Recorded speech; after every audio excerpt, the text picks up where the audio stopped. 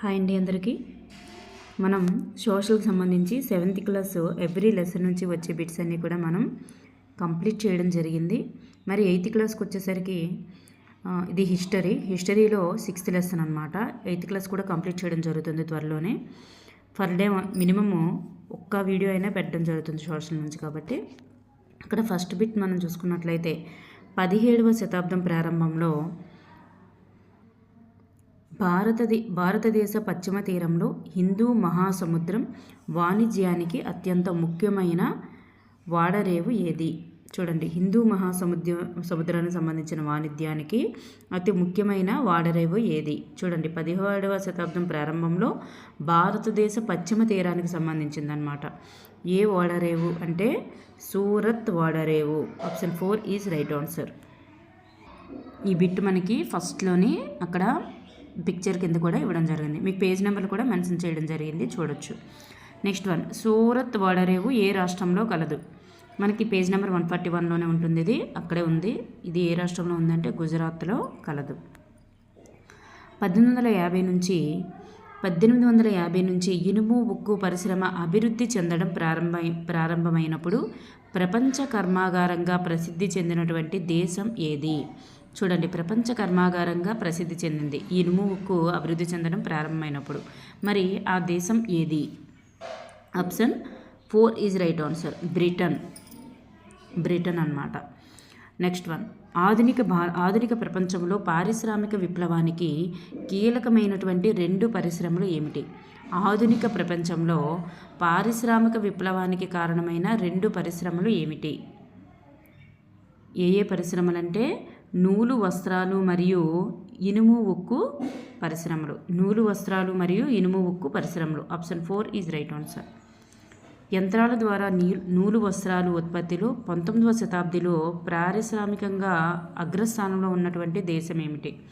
నూలు వస్త్రాల యొక్క ఉత్పత్తిలో 19వ శతాబ్దిలో పారిశ్రామికంగా అగ్రస్థానంలో ఉన్న దేశం ఏది? అంటే బ్రిటన్ లేదా ఇంగ్లాండ్ అన్నమాట. ఓకే అమ్మా. నెక్స్ట్ వన్, 1750 ప్రాంతంలో బ్రిటిష్ వారు బెంగాల్ను ఆక్రమించుటకు ముందు 1750 ఆ ప్రాంతంలో బ్రిటిష్ వారు బెంగాల్ను ఆక్రమించడానికి ముందు నూలు వస్త్రాల ఉత్పత్తిలో అగ్రస్థానంలో ఉన్నటువంటి దేశం ఏది? మరి బెంగాల్ అంటే ఏంటంటే నేటి బంగ్లాదేశ్లో ఉన్నటువంటి ఢాకా ప్రాంతం. ఈ ఢాకా ప్రాంతం అన్నమాట, నేటి బంగ్లాదేశ్లో ఉన్నటువంటి ఢాకా ప్రాంతం బంగాల్. ఈ బంగాల్ను ఆక్రమించుకోవడానికి ముందు నూలు వస్త్రాల ఉత్పత్తిలో అగ్రస్థానంలో ఉన్నటువంటి దేశం ఏది అంటే మన భారతదేశం అన్నమాట. నెక్స్ట్ వన్, భారతీయులు చక్కగా నేసినటువంటి నూలు వస్త్రాలకు మస్లిన్ అనేటటువంటి పేరు రావడానికి గల కారణం ఏమిటి? మరి ఈ పేరు మస్లిన్ అని ఎందుకు పిలువబడింది ఈ భారతీయ నూలు వస్త్రాలకి అని అంటే మోసుల్ అంటే అర్థం ఏంటంటే ఇరాక్ అనేటటువంటి ప్రాంతాన్ని మోసుల్ అని పిలిచేవారు. ఈ మోసుల్ కేంద్రంగా వస్త్ర వ్యాపారం అనేటటువంటిది జరగడం వలన మన ఆ భారతీయ వస్త్రానికి మస్లిన్ అని పేరు రావడం జరిగింది. మోసుల్ అనునది ప్రస్తుతం ఏ దేశానికి గల పేరు? ఇప్పుడే చెప్పుకున్నాం కదా, ఇరాక్. కన్ఫ్యూజ్ అవ్వద్దు నాకులాగా. ఇరాక్ అనునది మోసుల్ దాని యొక్క పేరు అన్నమాట. భారతదేశం తయారు చేసిన నూలు వస్త్రాలకు కాలికో అనేటటువంటి వస్త్రాలు అని పేరు రావడానికి కారణం ఏంటి? మరి మస్లిన్ అనేటటువంటి పేరు రావడానికి కారణం మోసుల్ అనేటటువంటి ప్రాంతం దగ్గర నుంచి వస్త్ర వ్యాపారం ఎక్కువగా జరగడం వలన. మరి ఈ కాలికో అనేటటువంటి పేరు రావడానికి గల కారణం ఏంటంటే కాలికట్ అనేటటువంటి తీరం నుంచి వ్యాపారం జరగడం వలన. మరి ఈ కాలికట్ తీరం అనేటటువంటిది ఈ కాలికట్ అనేటటువంటి ప్రాంతం ఏ తీరంలో ఉంది? మరి అది ఏ తీరంలో ఉందంటే కేరళ తీరంలో ఉందన్నమాట. కేరళ తీరంలో కాలికట్ అనేటటువంటి ప్రాంతం మీదుగా వస్త్ర వ్యాపారం జరగడం వల్ల మాత్రమే కాలికో అని పేరు రావడం జరిగింది. 1750లో భారతదేశం నుంచి ఈస్ట్ ఇండియా కంపెనీకి ఎన్ని వస్త్రాలకు ఆర్డర్ అనేటటువంటిది వచ్చింది? 1730లో భారతదేశం నుంచి ఈస్ట్ ఇండియా కంపెనీకి ఎన్ని వస్త్రాలకు ఆర్డర్ వచ్చింది? 5,89,000కి ఆర్డర్ రావడం జరిగింది. మరి యూరోపియన్ వాణిజ్యంలో యూరోపియన్ వాణిజ్యం అనుకుంటుంది, మాణిక్యం కాదు, వాణిజ్యంలో భారతీయ వస్త్రాలు ముక్కలు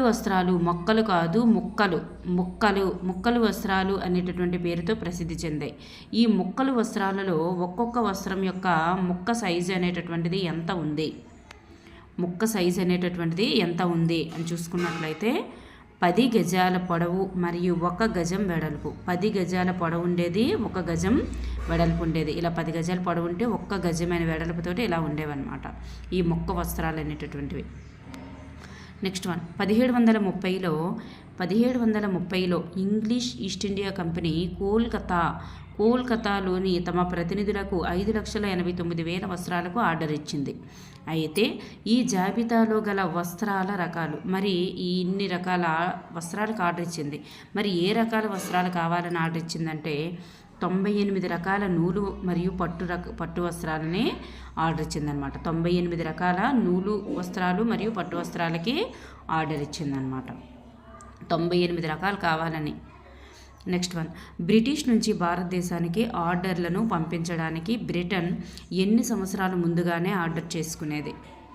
2 సంవత్సరాల ముందుగానే ఆర్డర్ చేసుకునేది. ఎందుకంటే ఈ ఆర్డర్ ప్రకారం వాళ్ళు తయారు చేయడం, నెక్స్ట్ వాళ్ళకి సరఫరా చేయడం, వీటన్నిటి కోసం అంత టైం పడుతుందనే ఉద్దేశంతో. ఈ క్రింది భారతదేశంలోని ప్రసిద్ధ నేత వస్త్రాలు ఏమిటి? మరి భారతదేశంలోని నేత వస్త్రాలు ఏమిటి అంటే ఇవన్నీ కూడా భారతదేశానికి సంబంధించినటువంటి నేత వస్త్రాలే. జమ్దాని, నెక్స్ట్ చింట్, బాందన్న, కాలికో, కాసేను, అలాగే మస్లిన్, ఇవన్నీ కూడా భారతదేశానికి చెందినటువంటి నేత వస్త్రాలే. నెక్స్ట్ వన్, చింట్ అనేటటువంటి పదం ఏ పదం నుండి ఉద్భవించింది? మనకి లాస్ట్లో బ్లాంక్స్ కూడా ఇచ్చారు, ఫిల్లింగ్ ద బ్లాంక్స్లో కూడా ఇచ్చారు ఈ వర్డ్. ఏ పదం నుండి వచ్చిందంటే చింట్ అనేటటువంటి హిందీ పదం నుండి వచ్చింది. రంగురంగుల చిన్న పువ్వుల డిజైన్ల వస్త్రాన్ని ఏమంటారు? రంగురంగుల చిన్న పువ్వుల డిజైన్ల వస్త్రాన్ని ఏమంటారంటే చింట్ అని. చూడండి, చింట్ లేదా చింట్జ్. ఈ చింట్ అన్న రంగురంగుల పువ్వుల డిజైన్లు గల వస్త్రం అనమాట. రంగురంగుల పువ్వుల డిజైన్లు గల వస్త్రం ఏదంటే మనకి చింట్ అనే ఇచ్చారు టెక్స్ట్ బుక్లో. మరి చింట్ అనేది కూడా ఈ చింట్ నుండే వచ్చింది కదా, చింట్ నుండే చింట్ అనేది వచ్చింది. మరి దీని యొక్క అర్థం కూడా అదే వస్తుంది అనమాట. నెక్స్ట్ వన్, ఒక అలంకార మూలాంశాల మగ్గంపై నేయబడిన ఒక చక్కని మస్లిన్ ఏది అంటే మనకి అక్కడ పిక్చర్ దగ్గర ఇచ్చారు పేజ్ నెంబర్ 45లోని జమ్దాని. మరి ఈ జమ్దాని నూలు మరియు బంగారు దారాల యొక్క మిశ్రమాన్ని ఉపయోగించి వస్త్రాలని తయారు చేస్తారనమాట. నూలు మరియు బంగారు దారాల మిశ్రమాన్ని ఉపయోగించి తయారు చేస్తారనమాట. ఏది అంటే జమ్దాని. అలాగే ముడి వేయడం రంగులు వేయడం అనే పద్ధతి ద్వారా ఉత్పత్తి చేయబడే ఒక ప్రకాశవంతమైన రంగుల బట్టను సూచించేది ఏమిటి? ఏది అంటే బంధనా అన్నమాట, బంధనా అనేటటువంటిది. నెక్స్ట్ వన్ అంటే ఈ బంధన అనేటటువంటిది మరి ఇది కూడా ఏదో ఒక పదం నుండి వచ్చింది కదా. ఈ బంధన అనేటటువంటి ఒక హిందీ పదం నుండి రావడం జరిగిందనమాట. ఇది కూడా ఒక హిందీ పదం. ఆ చింట్ అనే హిందీ పదం నుండి వచ్చిందా, ఇది కూడా బంధన అనేది కూడా హిందీ పదం నుండే వచ్చిందనమాట. నెక్స్ట్ వన్, ఇరాను యూరోప్లకు ఎగుమతి చేసేందుకు మచిలీపట్నంలో తయారు చేయబడిన నాణ్యమైన పలచని వస్త్రం ఏది? మనకు అక్కడ పిక్చర్ కింద ఇవ్వడం జరిగింది. పలచని వస్త్రం ఏది అంటే చింజ్. మరి సూరత్, అహ్మదాబాద్, పాట్నాలలో నేసేటటువంటి విధానము, నేసే విధానం ఏదని అడగొచ్చు. లేదా ఇండోనేషియాలో చాలా విలువ ఉండేటటువంటి నేత విధానం ఏది?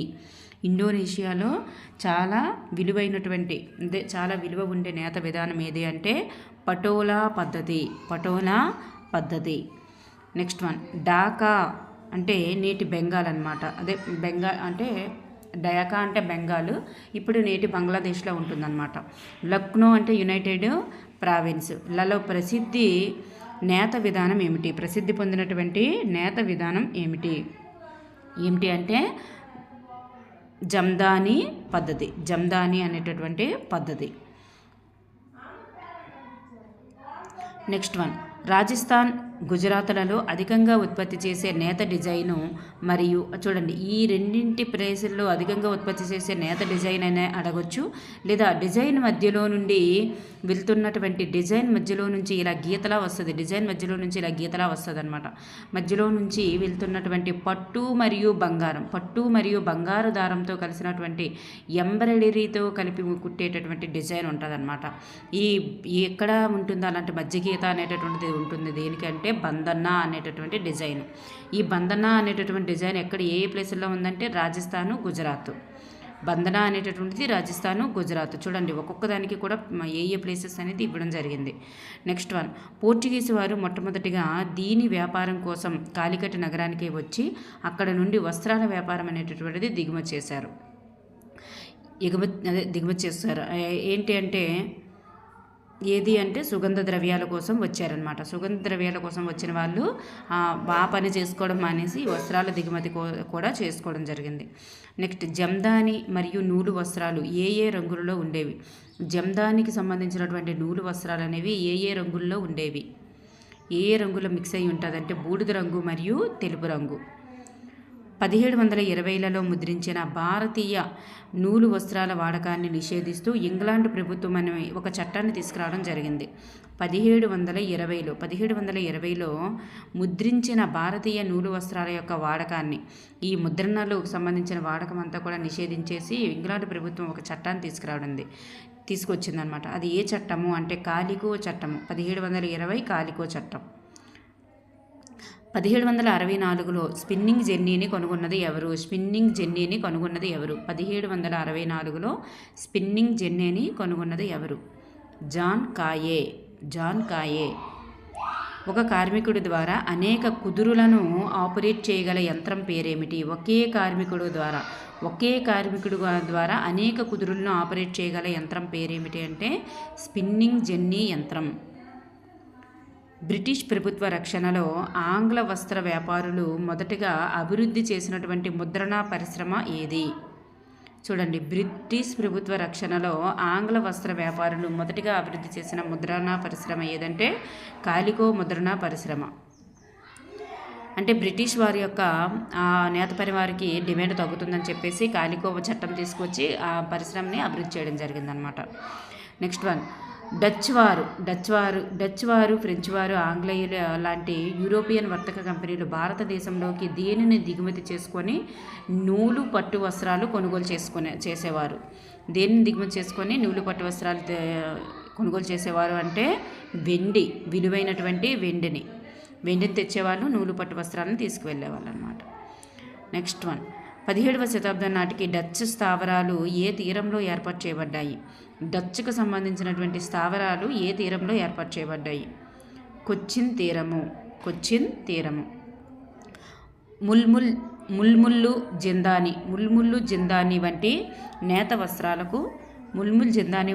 వస్త్రాలకు ప్రఖ్యాతిగాంచిన తూర్పు భారతదేశ ప్రాంతం ఏదంటే ఢాకా. అదే నేటి ప్రస్తుత బంగ్లాదేశ్ ఢాకా. పశ్చిమ తీరంలో ముఖ్యమైన నేత కేంద్రాలు కేంద్రీకృతమైనటువంటి ప్రాంతం. పశ్చిమ తీరంలో ముఖ్యమైనటువంటి నేత కేంద్రాలు ఎక్కడ ఉన్నాయి? ముఖ్యమైనటువంటి నేత కేంద్రాలన్నీ కూడా గుజరాత్లో కేంద్రీకరించబడ్డాయి. ఇప్పుడు నేటి కరెంటు బిట్టు కూడా ఎలా ఉంటుందంటే అలాంటి నూలు వస్త్రాలకు సంబంధించినటువంటి కర్మాగారాలు ఎక్కువగా మహారాష్ట్రలో ఉన్నాయి. సెకండ్ ప్లేస్ కూడా గుజరాత్లో ఉన్నాయన్నమాట. సెకండ్ ప్లేస్ గుజరాత్ ఇప్పుడు బట్టి. అయితే అప్పట్లో ఎక్కువగా పశ్చిమ తీరంలో నేత కేంద్రాలు ఎక్కువగా కేంద్రీకృతమైంది ఎక్కడంటే గుజరాత్లో. అప్పట్లో గుజరాత్. భారతదేశంలో పట్టు వస్త్రాలు గల ప్రదేశాలు ఇది మ్యాప్ పాయింటింగ్లో ఉంది. నూలు వస్త్రాలు ఇవన్నీ అయితే ఎక్కువ ఉన్నాయి కాబట్టి వాటి నుంచి బిట్టు వచ్చే అవకాశం తక్కువ. మరి పట్టు వస్త్రాలకి 3 ప్రాంతాలు ఉన్నాయి, అందువల్ల బిట్టు వచ్చే ఛాన్స్ ఉంది కాబట్టి మనం ఇది చూసుకుందాం. పట్టు వస్త్రాలు గల ప్రదేశాలు ఏంటంటే అహ్మదాబాదు, బెనారస్, పటాను. అహ్మదాబాద్ పట్టు వస్త్రాలు, బెనారస్ పట్టు వస్త్రాలు, పటాన్ పట్టు వస్త్రాలు. నెక్స్ట్ వన్ బెంగాల్కి సంబంధించి సరి అయినది గుర్తించండి. 19వ శతాబ్దం ప్రారంభంలో వస్త్ర పరిశ్రమ అభివృద్ధి చెందినటువంటి 4 ప్రాంతాలలో ముఖ్యమైనది బెంగాల్ ఒకటి. చూడండి, బెంగాల్ ముఖ్యమైనదిగా ఉండేది అప్పట్లో వస్త్ర పరిశ్రమకి. మరి అనేక నదులతో కలిగి ఉండడం వలన ఉత్పత్తి కేంద్రంగా కూడా ఈ బెంగాల్ అనేటటువంటిది అభివృద్ధి చెందింది. మరి రైల్వే అభివృద్ధి చెందలేదు, కానీ రోడ్లు కూడా అక్కడ అభివృద్ధి చెందాయి అన్నమాట. సో పైవన్నీ సరి అయినది. బెంగాల్కు సంబంధించి అక్కడ అప్పట్లో రైలు మార్గం అభివృద్ధి చెందలేదు, రోడ్లు అభివృద్ధి చెందాయి. నెక్స్ట్ వన్, బెంగాల్లో తంతి నేత కార్మికుల గురించి చిత్రాన్ని గీసినటువంటి బెల్జియన్ చిత్రకారుడు ఎవరు? తంతి నేత కార్మికుల గురించి చిత్రాన్ని గీసిన బెల్జియన్ చిత్రకారుడు ఎవరు అంటే సాల్విన్స్. నెక్స్ట్ వన్, క్రింది వారిలో సరి అయినది గుర్తించండి. మరి చరకా తక్లీలు అనేటటువంటివి గృహాలలో నూలు వడికేటటువంటి సాధనాలు. చరకాపై దారం తిప్పబడుతుంది, తక్లీపై దారం అనేటటువంటిది చుట్టబడుతుంది. దీనిపై తిప్పదారు దీనితో చుడతారు. రంగు వస్త్రాలకు చూడండి, ఇది మంచి బిట్టు చూడండి. రంగు వస్త్రాలకు రంగు అద్దకం చేసేటటువంటి వ్యక్తిని ఏమంటారంటే రంగ్రేజ్ అంటారు. సో ఇక్కడ మనకి పైవన్నీ కూడా సరి అయినవి. క్రింది వానిలో సరి అయినది గుర్తించండి. మరి బెంగాల్లో తంతి కార్మికులు ఉన్నారు. బెంగాల్లో తంతి కార్మికులు ఎక్కడ ఉన్నారంటే బెంగాల్లో. ఆ సాల్విన్స్ ఈ తంతి కార్మికుల గురించి చిత్రాన్ని గీశాడు. అలాగే ఉత్తర భారతదేశంలో జులాహాలు, మోమిన్లు అనే నేత కార్మికులు ఎక్కడ ఉన్నారు అంటే ఉత్తర భారతదేశంలో. ముద్రణ వస్త్రాల తయారీకి ముద్రణ చేసేవారిని ఏమంటారంటే చిప్గార్స్ అంటారు. ముద్రణ వస్త్రాల తయారీలో ముద్రణ చేసేవారిని చిప్గార్స్ అంటారు. రంగులు వేసేవారిని రంగ్రేజ్ అంటారు. గుర్తుంటాయి కదా ఇవన్నీ కూడా. తంతి కార్మికులు ఎక్కడంటే బెంగాల్ అంటే నేటి బంగ్లాదేశ్. అలాగే ఉత్తర భారతదేశంలో అయితే జలాహీలు అలాగే మోమిన్లు ఉండేవారన్నమాట. సో ఇక్కడ మనకి ఆన్సర్ పైవన్నీ కూడా సరి అయినవి. విక్రయించే ముందు వస్తువులను సేకరించే ప్రదేశాన్ని ఏమంటారంటే గిడ్డంగి అంటారు. అలాంటి అర్థాన్నిచ్చే ఔరంగ్ అనే పదము ఏ భాషా పదము? ఔరంగ్ అనేటటువంటి పదం పర్షియన్ పదం. చూడండి, చింటూ, బాందన ఆ రెండు కూడా హిందీ పదాలు, ఇది మాత్రం పర్షియన్ పదం. 19వ శతాబ్దం నాటికి ఆఫ్రికా, అమెరికా, ఐరోపాలలో భారతీయ నూలు వస్త్రాల మార్కెట్టు ఆక్రమించినది. ఈ భారతీయ నూలు వస్త్రాల యొక్క మార్కెట్ను ఆక్రమించింది ఏదంటే బ్రిటిష్ వస్త్రాలు లేదా ఇంగ్లాండు లేదా ఆంగ్లేయుల యొక్క వస్త్రాలు. ఔరంగులు రద్దు చేయబడిన సంవత్సరం ఎప్పుడు? ఔరంగులు వచ్చాయి కదా గిడ్డంగిలో చెప్పుకున్నా, అలాంటివి రద్దు చేయబడిన సంవత్సరం 1823. 1828లో ఒక వితంతువు నూలు వడికే కర్మాగారాలు దీన స్థితిని వివరిస్తూ సమాచార దర్పణలో రాసినటువంటి వార్తాపత్రిక ఏది? ఏ వార్తాపత్రిక అంటే బెంగాలీ వార్తాపత్రిక. నెక్స్ట్ వన్, 1931లో భారత జాతీయ కాంగ్రెస్ ఆమోదించిన 31లో ఎప్పుడు ఆమోదించబడింది? 31లో త్రివర్ణ పతాకం మధ్యలో ఉంచబడినటువంటి గుర్తు ఏమిటి? ఎప్పుడు ఆమోదించబడిందంటే 1931లో. అప్పట్లో మరి త్రివర్ణ పతాకం మధ్యలో ఏది ఉండేదంటే చరకా ఉండేదన్నమాట. 1854లో భారతదేశంలో మొదటి నూలు మిల్లు అనేటటువంటిది స్థాపించబడిన ప్రదేశం ఎక్కడ? 1854లో మరి మిల్లులు కూడా స్థాపించారు. మరి ఎన్నాళ్ళు అలా ఇంట్లో చేతులతో చేస్తారని మిల్లు కూడా స్థాపించారు. ఎక్కడ అంటే బొంబాయి. 1854 సంవత్సరం కూడా మనకు అడగొచ్చు. 1854 అని అడగొచ్చు, ఎక్కడ అని కూడా అడగొచ్చు. నూలు మిల్లు అని అడగొచ్చు, లేదా ప్రత్తి మిల్లు అని కూడా అడగొచ్చు. నూలు లేదా ప్రత్తి మిల్లు. 1900లో సిర్కాలోని ప్రతి కర్మాగారంలోని కార్మికులు పనిచేస్తున్న దృశ్యాన్ని ఎవరు గీశారు, ఎవరు చిత్రీకరించారు? సిర్కాలోని ప్రతి కర్మాగారంలో పనిచేసే కర్మాగారుల గురించి చిత్రాన్ని గీసింది ఎవరంటే రాజా దీన్ దయాల్. సాల్విన్స్ అయితే తంతి కార్మికులు. నెక్స్ట్ వన్, అహ్మదాబాదులోని మొదటి నూలు మిల్లు స్థాపించబడిన సంవత్సరం ఎప్పుడు? అహ్మదాబాద్లో మొదటి నూలు మిల్లు అనేటటువంటిది ఎప్పుడు స్థాపించబడింది? 1861. 1861. Option 3 is right answer. Next one, చాలా ఎక్కువ ఉష్ణోగ్రత దగ్గర వేడి చేసి శిలల నుండి లోహాన్ని పొందేటటువంటి పద్ధతిని ఏమంటారు? చూడండి, లోహాన్ని వేడి చేసి ఆ లోహాన్ని పొందుతారు. ఆ లోహాన్ని పొందేటటువంటి లోహంతో కూడా ఇతర వస్తువులు తయారు చేయడానికి ఉపయోగిస్తారనమాట. దాన్ని ఏమంటారంటే స్టెర్లింగ్ అంటారు. టిప్పు సుల్తాన్ యొక్క కత్తి గురించి సరైన వాక్యం ఏది?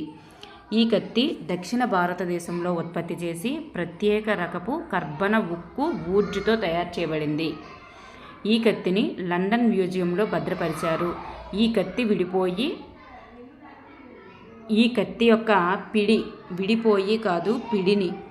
యొక్క పిడిని ఖురాన్కు సంబంధించినటువంటి పిడి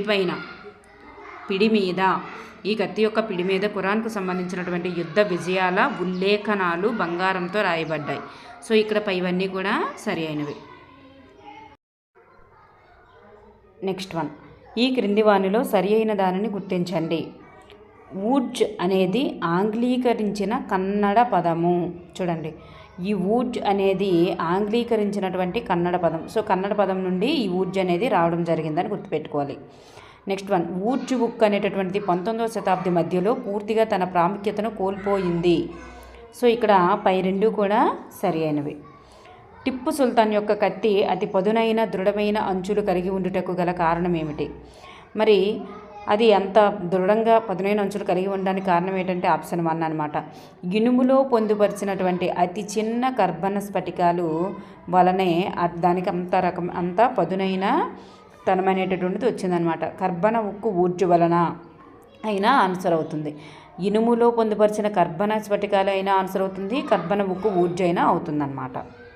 నెక్స్ట్ వన్, 1800లలో టిప్పు మరణానంతరం మైసూరులోని ఉక్కు కొలుములపైన పరిశోధన చేసి ఆ సాంకేతికతను మనకు వివరించిన వారు ఎవరు? చూడండి, టిప్పు సుల్తాన్ యొక్క మరణానంతరం టిప్పు 1799లో మరణించారు. ఆ 1800లో ఏం చేశారనమాట. ఎవరు అంటే బుచానన్, ఫ్రాన్సిస్ బుచానన్. 1818-1922 మధ్య దక్షిణ భారత వూడ్జ్ ఉక్కు గురించి అధ్యయనం చేసింది ఎవరు?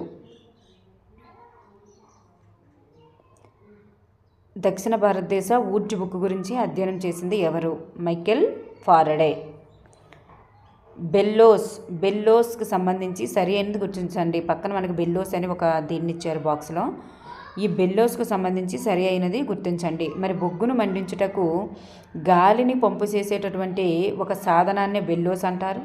మరి ఈ బెల్లోస్ అనేటటువంటి సాధనాన్ని మహిళలు దాన్ని ఆడించేవారు. మరి కర్బన వూడ్జ్ ఉక్కు తయారీలో ఈ బెల్లోస్ని ఉపయోగించేవారు. సో ఈ మూడు కూడా మనకి ఇక్కడ సరి అయినవి. మధ్య భారతదేశాలలో ఇనుము శుద్ధి చేయు కర్మాగారుల యొక్క సముదాయానికి గల పేరు. ఇనుము శుద్ధి చేయు నైపుణ్యం గల, చూడండి, ఇనుము శుద్ధి చేసేటటువంటి కర్మాగారుల సముదాయము అన్న, లేదా ఇనుము శుద్ధి చేసేటటువంటి నైపుణ్యం గల తెగ అనినా, రెండిట్లో ఏదైనా ఆన్సర్ ఒకటే. ఎవరంటే అఘారియాలు. వీళ్ళకి ఇనుమును శుద్ధి చేసే నైపుణ్యం అనేటటువంటిది మెండుగా ఉందన్నమాట. నెక్స్ట్ వన్, భారతదేశంలో ఇనుము శుద్ధి పరిశ్రమ క్షీణించుటకు గల కారణాలు ఏమిటి? ఎందుకు క్షీణించింది ఇనుము శుద్ధి పరిశ్రమ అంటే నూతన అటవీ చట్టాలు రాబడ్డాయి. వచ్చి ఆ ఇనుముని కాల్చడానికి, ఆ బొగ్గును కాల్చడానికి కోసం అవసరమైనటువంటి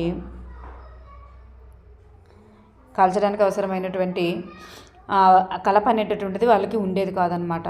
నెక్స్ట్ ఇనుము ఉక్కు అనేటటువంటిది దిగుమతులు లేకపోవడం వల్ల, అలాగే దేశంలో ఆధునిక ఇనుము ఉక్కు కర్మాగారాల స్థాపన రావడం వల్ల. సో ఇవన్నీ కూడా రీజన్స్. నెక్స్ట్ 1940లో ఛత్తీస్గఢ్లో ఇనుము ఉక్కు కర్మాగారాన్ని స్థాపించడానికి ఇనుపు ఖనిజాల యొక్క అన్వేషణను చేపట్టినది ఎవరు? మరి ఈ ఇనుము ఉక్కు కర్మాగారాన్ని స్థాపించడానికి ఇనుప ఖనిజాల యొక్క అన్వేషణను ఎవరు చేపట్టారు, ఎవరు వెతికారు అంటే చార్లెస్ వెల్ట్. చూడండి, చార్లెస్ వెల్ట్ అలాగే దొరాబ్జీ టాటా, వీళ్ళిద్దరు అనమాట. ఈ దొరాబ్జీ టాటా ఎవరంటే జంషెడ్జీ టాటా కొడుకు అనమాట. వీళ్ళిద్దరూ కూడా వెల్ట్ మరియు దొరాబ్జీ వీళ్ళిద్దరూ కూడా ఇనుప ఖనిజాల అన్వేషణకు వెళ్ళారనమాట. ఎక్కడైతే ఇనుప ఖనిజాలు ఎక్కువగా నిక్షేపం అయి ఉంటాయో ఆ ఏరియాలో ఫ్యాక్టరీని లేదా కర్మాగారాన్ని పెడదాము అనే ఉద్దేశంతో. ఎక్కడ అంటే ఛత్తీస్గఢ్లో. జంషెడ్పూర్ ఎక్కడ ఉంటుందంటే ఛత్తీస్గఢ్లో. నెక్స్ట్ వన్ 1912లో టాటా ఇనుము ఉక్కు కంపెనీ, టిస్కో అంటారు దాన్ని. టాటా ఇనుము ఉక్కు కంపెనీ అనేటటువంటిది టాటా ఐరన్ ఉక్కు కంపెనీ అనేటటువంటిది తన కర్మాగారాన్ని నెలకొల్పిన జంషెడ్పూర్ పట్టణం ఏ నదీ తీరంలో ఉంది? జంషెడ్పూర్ పట్టణం అనేటటువంటిది ఏ నదీ తీరంలో ఉంది? చూడండి, ఆ కంపెనీ ఎక్కడ నెలకొల్పారంటే జంషెడ్పూర్ పట్టణంలో. ఎప్పుడు అంటే 1912లో.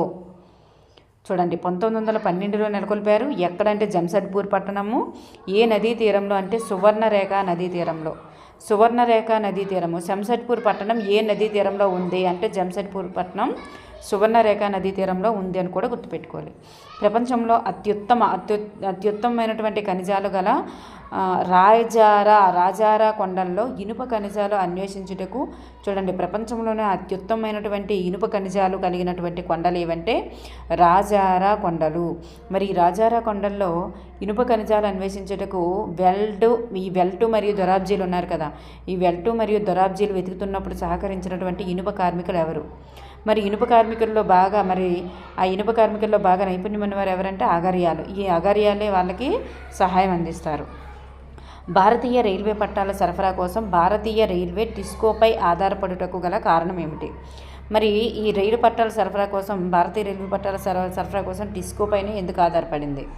మరి 1914లో మొదటి ప్రపంచ యుద్ధం ప్రారంభమవడం, అలాగే బ్రిటన్ యొక్క ఉత్పత్తి చేసేటటువంటి ఉక్కు యూరోప్లో యుద్ధ డిమాండ్లను తీర్చవలసి వచ్చి మరి బ్రిటన్ నుండి దిగుమతి చేసుకుంటున్నటువంటి ఉక్కు మనకి భారతదేశానికి అందకపోవడం, ఈ రెండు కారణాల వలన కూడా భారతీయ రైల్వే పట్టాల కోసం టిస్కో పైన ఆధారపడింది అన్నమాట. జపాన్లో పారిశ్రామికీకరణ ప్రారంభించబడినది ఎప్పుడు? జపాన్లో పారిశ్రామికీకరణ ఎప్పుడు ప్రారంభించబడిందంటే 1869లోని మీజీ అనేటటువంటి వ్యక్తి ప్రారంభించడం జరిగింది. ఈ ప్రారంభించినది ఎవరు అంటే 1868లో మీజీ అనేటటువంటి వ్యక్తి ప్రారంభించారు.